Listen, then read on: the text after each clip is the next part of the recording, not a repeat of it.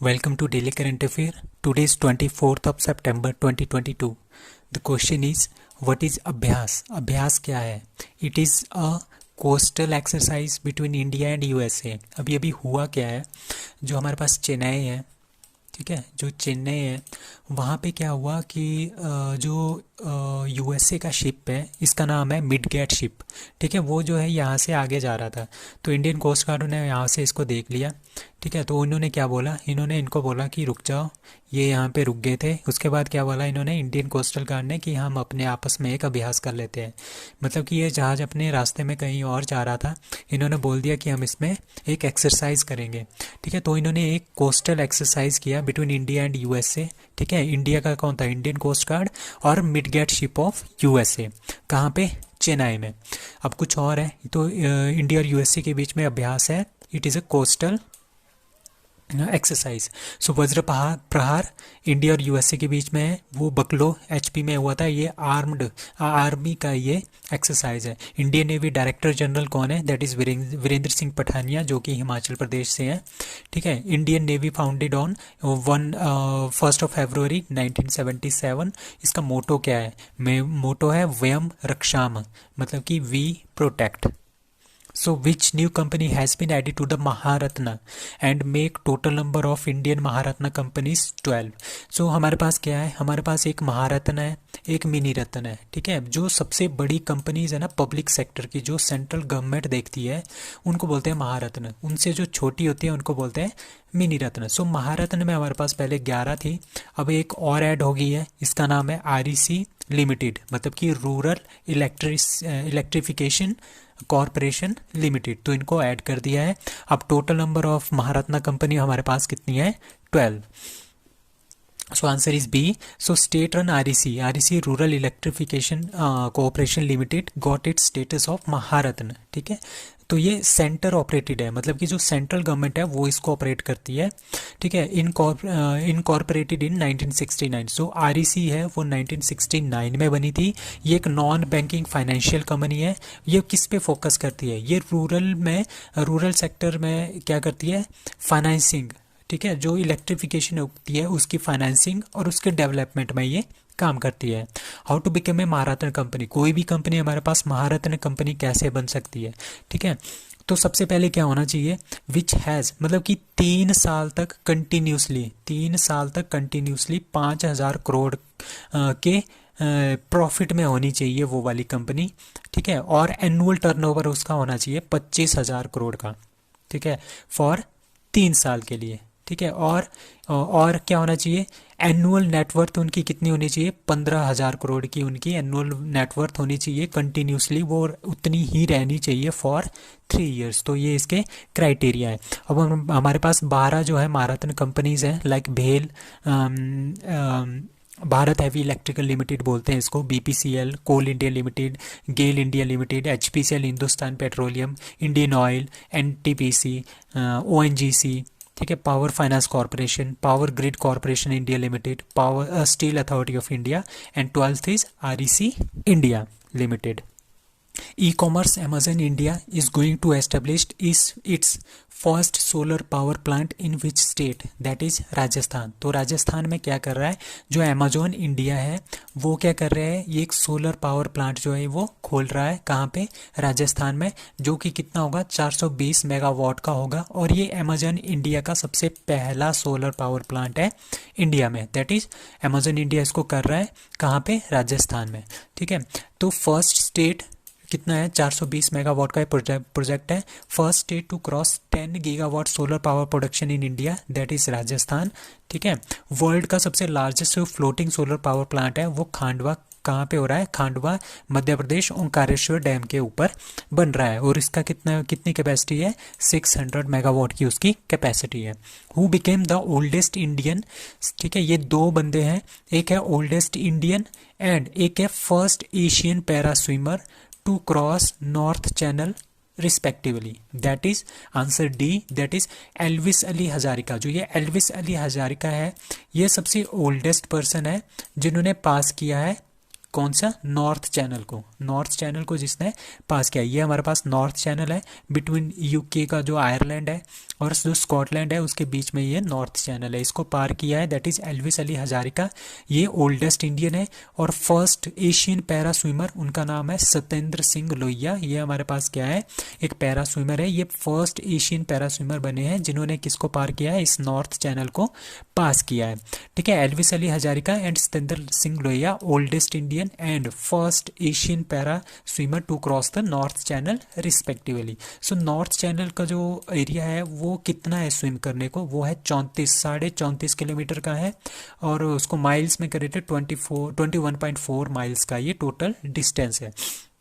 ठीक है, 4 साल पहले जो एल्विस अली हजारिका है उन्होंने 29 किलोमीटर जो है 29 kilometres of 34 kilometre English channel, इन्होंने इसको भी पार किया था।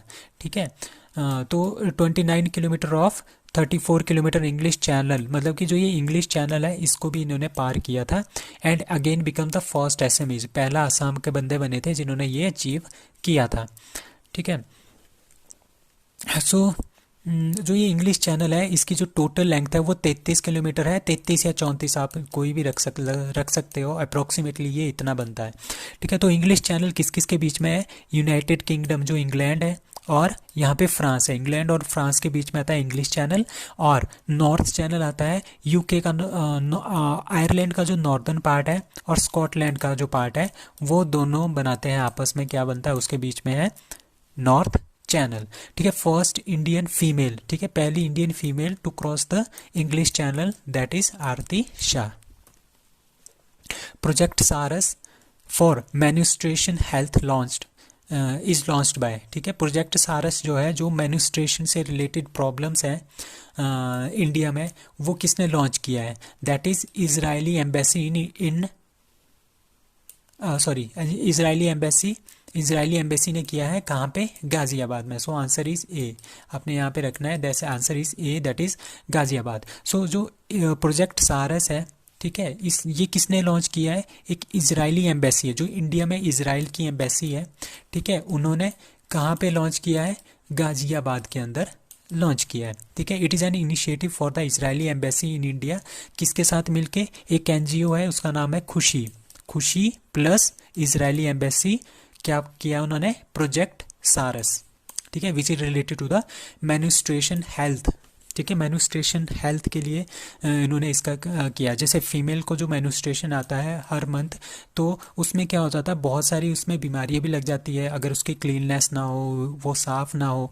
ठीक है, तो उसको उसके लिए ये क्या करेंगे, फंड रेज करेंगे, कौन, इजरायली एम्बेसी एंड एनजीओ खुशी, ये दोनों क्या करेंगे, एक तरह का अवेयरनेस फैलाएंगे। ठीक है, अवेयरनेस फैलाएंगे और थोड़ा सा क्या करेंगे, फंड भी इसमें अप्लाई करेंगे।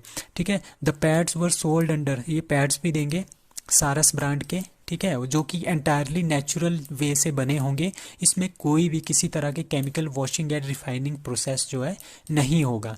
सो कौन कौन है, एक एनजीओ खुशी एंड इजरायली एम्बेसी, उन्होंने कहाँ पे लॉन्च किया है, गाजियाबाद, इंडिया में।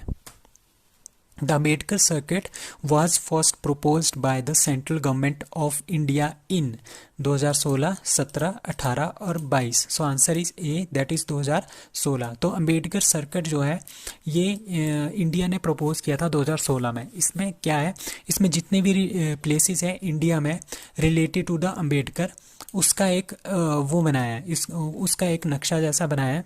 ठीक है, उस और उनके बीच में क्या करेंगे हम, अब इसमें एक स्पेशल ट्रेन, ठीक है, स्पेशल एसी ट्रेन इन्हीं सभी पॉइंट्स को जोड़ते हुए जाएगी। जैसे कि हमारे पास ये है जन्मभूमि, जहाँ पे अंबेडकर जी ने जन्म लिया था, कहाँ पे, मध्य प्रदेश में। ठीक है, ये सपोज करो मध्य प्रदेश।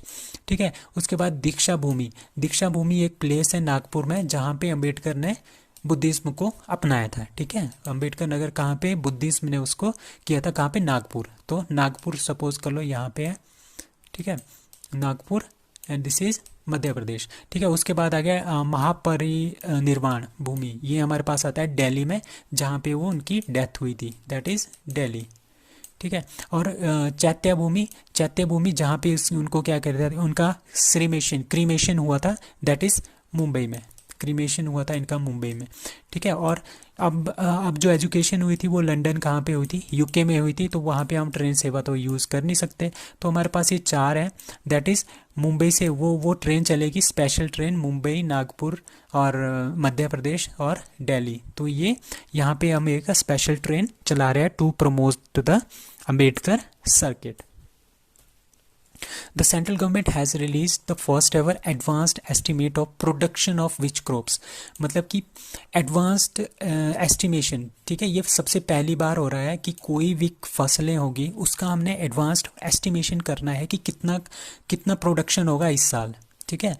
तो वो कौन सी फसल का सेंट्रल गवर्नमेंट ने किया है, दैट इज़ रबी का फसल, खरीफ, जेड और all of these. So answer is B, that is Kharif फसल। खरीफ फसलें कब उगाई जाती हैं, ये हमारे पास जो गर्मियों के बाद जो बीजी जाती हैं उनको बोलते हैं खरीफ फसल, और रबी फसल उनको बोलते हैं जो ठंड में बीजी जाती है, जैसे सितंबर अक्टूबर में इनको बीजा जाता है। और जेड होता है मतलब कि रबी और खरीफ के बीच में जो मौसम बच जाता है ना समर वाला, उसमें हम जेड क्रॉप्स को बीजते हैं। तो ये खरीफ फसल के लिए इन्होंने फर्स्ट एवर एडवांस्ड एस्टिमेशन किया है कि हमारे पास जो खरीफ फसलें हैं इस बार कितनी इनकी प्रोडक्शन होगी, ठीक है। किसने किया है, the ministry of agriculture and farmer welfare ने has release the advanced estimation of कौन सी फसलों का, that is Kharif crop for 2022-2023, ठीक है। और उन्होंने बोला है कि कितना हमारे पास इस बार प्रोडक्शन होगा, 149.92 मिलियन टन जो है हम इस बार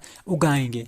बट हमारा टारगेट कितना है, 163.15 मिलियन टन हमारे पास टारगेट है। तो एस्टिमेशन इससे कम है, मतलब हमारे पास टारगेट इतना है बट हम जो एस्टिमेशन हमने प्रेडिक्ट किया है दैट इज़ 149.92 मिलियन टन। अब हमारे पास रबी फसल कौन कौन सी होती है, इसको एक याद रखने का ये तरीका है, नाई हूटर बजते ही जोश में आलू लाया। मतलब नाई का मतलब क्या है, चना, ठीक है। चना मतलब ग्राम, नाई, ई मतलब राई, ठीक है। हूटर मतलब कि मटर, पीस, बजते ही ये इसमें नहीं आता है। फिर आ गया जोश, जो में जौ मतलब बैरले, शौ मतलब कि सरसों, मस्टर्ड, एंड आलू मतलब कि पोटैटो। तो इस वजह से आप इसको याद रख सकते हो। अब खरीफ फसलें क्या है, जो ये रबी फसलें में नहीं है वो सारा का सारा फिर खरीफ में आ जाता है, जैसे पैडी है, ज्वार है, बाजरा है, तूर है, मूंग है, उड़द की दाल है, कॉटन है, जूट है एंड ग्राउंडनट, ये सारी खरीफ फसल में।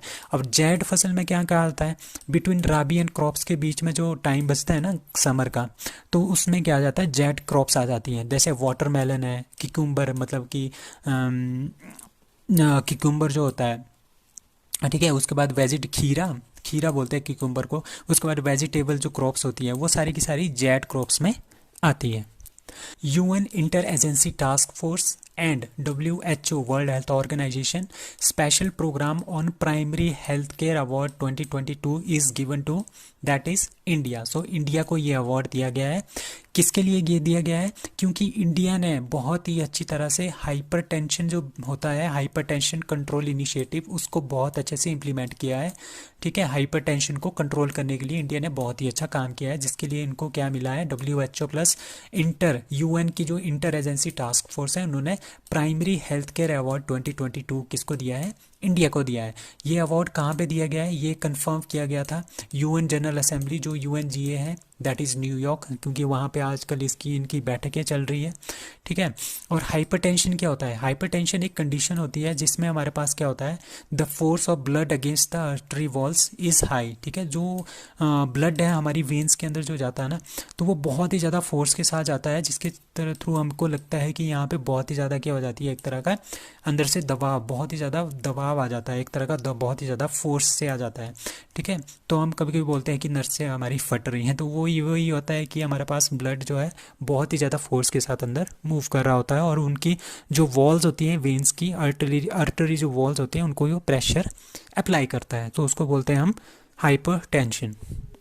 So PM Modi receives Braille version of Assamese dictionary named as Rajkosh, Hemkosh, Samudrakosh और असम कोश। So answer is B, that is Hemkosh, ठीक है। जो असमीज जो लैंग्वेज है, ठीक है। उनकी जो डिक्शनरी है उसका नाम है हेमकोश। हेमकोश इसका नाम क्यों रखा था, क्योंकि जो ये डिक्शनरी बनाई थी वो बनाई थी हेमचंद्र बरुआ ने। हेमचंद्र बरुआ थे, एक बंदे थे आसाम के, उन्होंने ये बनाया था, ये वाली डिक्शनरी बनाई थी, तो उन्हीं के नाम के ऊपर ही हेमकोश इसका नाम रखा गया है। ठीक है। तो ये हेमकोश किसको दी है, ये पीएम मोदी को इन्होंने गिफ्ट किया है। ठीक है। तो Hemkosh was the among the earliest Assamese dictionary, कौन सी, 19th सेंचुरी में ये बनी थी। ठीक है। पीएम मोदी कॉम्प्लीमेंटेड जयंता बरुआ, जयंता बरुआ जिन्होंने इनको ये प्रेजेंट की पीएम मोदी को, और ये हेमचंद्र बरुआ की फैमिली के हैं। ठीक है। एंड इस टीम, ठीक है, जो जयंता बरुआ है और उनकी टीम है, उनके एफर्ट को इन्होंने काफ़ी सराहा है। ठीक है। ब्रेली वर्जन, ब्रेली वर्जन क्या होता है, जैसे हमारे पास ये बुक है, इसके ऊपर कुछ उभरा उभरा सा लिखा होता है इन्होंने, तो जो आंखों से देख नहीं सकते वो उसको टच करके क्या कर सकते हैं, इसको पढ़ सकते हैं, उसको बोलते हैं ब्रेली वर्जन। ठीक है। 4 जनवरी को क्या मनाया जाता है हमारे पास, वर्ल्ड ब्रेली डे। ठीक है। The capital of Assam that is Dispur, Assam की chief minister that is Himanta Biswa Sarma, governor of Assam that is professor Jagdish Mukhi. So that's all for today. Thank you.